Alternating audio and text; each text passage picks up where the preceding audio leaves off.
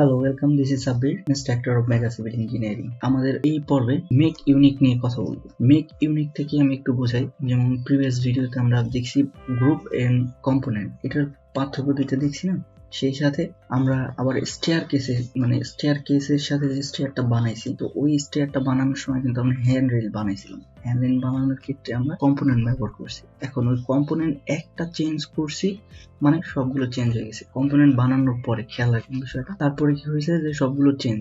Unfortunately যদি আমাদের কোনো কিছু দরকার পড়ে, একটা চেঞ্জ না করে আমরা দরকার পড়ছে যে এটা আমি চেঞ্জ করবো না, এখন এইটা আসলে কিভাবে করবো এটা আমরা প্র্যাকটিক্যালি দেখবো, তাহলে বেটার বুঝতে পারবো। এখানে বেশি কথা বাড়াচ্ছি না, আমি সরাসরি টিউটোরিয়ালে চলে যাই, তারপরে আমরা দেখবো।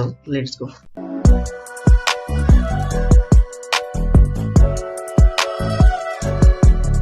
তো এখন দেখেন যে আমরা সরাসরি প্র্যাকটিক্যালি যেহেতু দেখবো, তো সেক্ষেত্রে আমরা আমার স্ক্রিনে চলে যাই। স্ক্রিনে গিয়ে আমরা দেখছি দেখুন একটা স্টেয়ার বানানোর ট্রাই করি, ছোটখাটো সিম্পল হিসেবে। তো এর জন্য আমরা যা করব, এখান থেকে একটা রেক্ট্যাঙ্গেল নিয়ে 10 ইঞ্চি বা 4 ফিট বা 5 ফিট যে কোনো একটা স্টেয়ারের যে ট্রেড অর রাইজার বানাই, ঠিক আছে। তারপরে আমরা যা করার করবো, এরকম 10 ইঞ্চি। আচ্ছা, এটা বানাই। তারপরে আমরা এটাকে পুশ পুল করবো। পুশ পুল করার পরে এখানে 6 ইঞ্চি দেওয়া যেতে পারে, 6 ইঞ্চি বানাইলাম। তারপরে আমরা এটাকে যদি আবার রাইজার ওপরে আরো যদি 5 বা 10টা বা 9টা যা দিই সেটা দেবো। তার জন্য আমরা ঠিক এখান থেকে মুভ নেব। মুভ নেওয়ার আগে আমরা এটাকে একটা চাইলে গ্রুপ করে নিতে পারি, অথবা যে কোনো কিছু করে নিতে পারি। যাই হোক, আমি এখানে গ্রুপ কিছু করছি না, সরাসরি সিম্পল অর্ডারে বানাচ্ছি। তো এটাকে পুরোটাকে সিলেক্ট করব। সিলেক্ট করার পরে মুভ দেব, এম ফর মুভ। তারপর এখানে সিলেক্ট করব, তারপর কন্ট্রোল। এটা এই সিস্টেম কিন্তু আমি প্রিভিয়াসলি দেখাইছি, যে এটাকে কিভাবে বানাবে। সো এখানে আমি আবার দেখাচ্ছি। তো এখানে ক্লিক করব। এখানে ক্লিক করার পরে আমরা যত স্টেয়ার দিব ততটা আর কি দিব। যেরকম আমি এখানে ওইটা সহ 9টা চাচ্ছি, 9টা দিব, আর যেটা ব্যাগে থাকবে ওইটা সহ 10টা হবে। সো 9 দিলাম। 9 দেওয়ার পরে আমরা কি দিব, মাল্টিপল চিহ্নটা দিব, শিফট তারপরে এন্টার। এখন কিন্তু মোটামুটি 10টা হয়ে গেল, তাই না? 10টা হওয়ার পরে আমরা কিন্তু যে চ্যাপ্টারটা দেখবো এটা কিন্তু আর একটু পরে দেখবো। এখন কিন্তু এটা কি সাজাই আনতেছি। তো এখন আমরা লাইন নিব, লাইন কমান্ড নিয়ে তো এখান থেকে আমরা ফুল করে দিব। ফুল করে দিয়ে এখান থেকে পুশ পুল করে দিই। ওকে, ডান। তারপরে এখানে ডাবল ক্লিক করলে কিন্তু সবগুলো ফিল আপ হয়ে যাবে।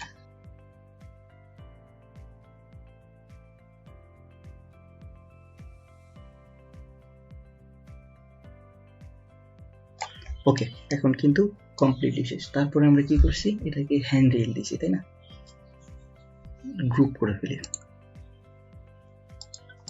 এটা আমরা চাইলে বাহির থেকেও করে আনতে পারি শর্টকাটে, যেহেতু আমরা তো সার্কেল দিচ্ছি। সার্কেল দিয়ে তারপরে আমরা এখান থেকে 1 ইঞ্চির একটা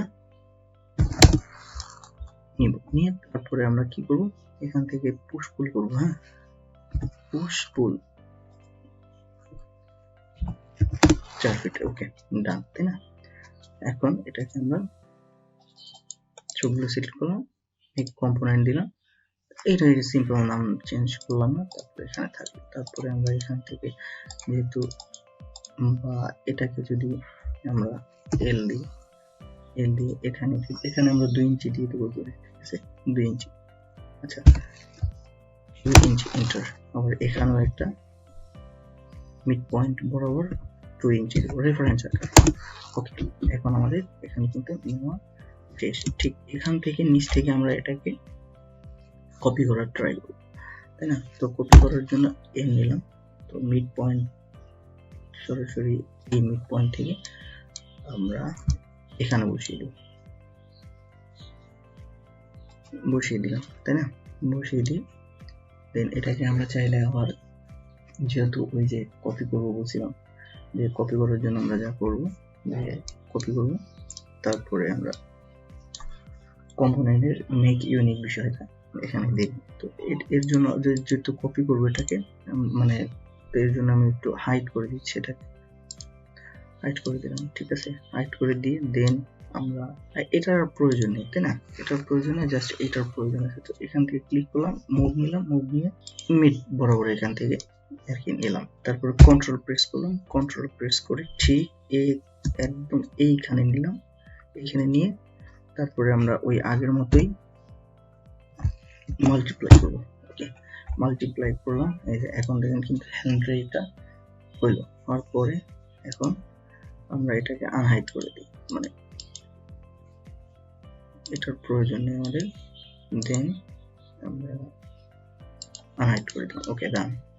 এখন দেখেন যে আমাদের যে অরিজিনাল চ্যাপ্টারটা মেক ইউনিক, ঠিক আছে? মেক ইউনিকটা কেমনে হয়, যে এটাকে আমি ক্লিক করলাম, ক্লিক করার পরে এখানে ডাবল ক্লিক করলাম।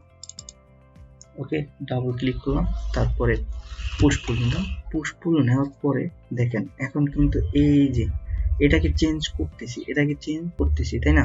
এটাকে চেঞ্জ করার সাথে সাথে কিন্তু প্রত্যেকটা অবজেক্টই একই সাথে একই রকম ভাবে চেঞ্জ হয়ে যাচ্ছে। বাট এখন ধরেন যে আমার এই হিসেবে বের হয়েছে, এখন ধরেন যে আমার এই জিনিসটা চেঞ্জ করা দরকার নেই, মানে আমি চেঞ্জ করতে চাচ্ছি না, ধরেন যে আমি চাচ্ছি না এটাকে চেঞ্জ করতে।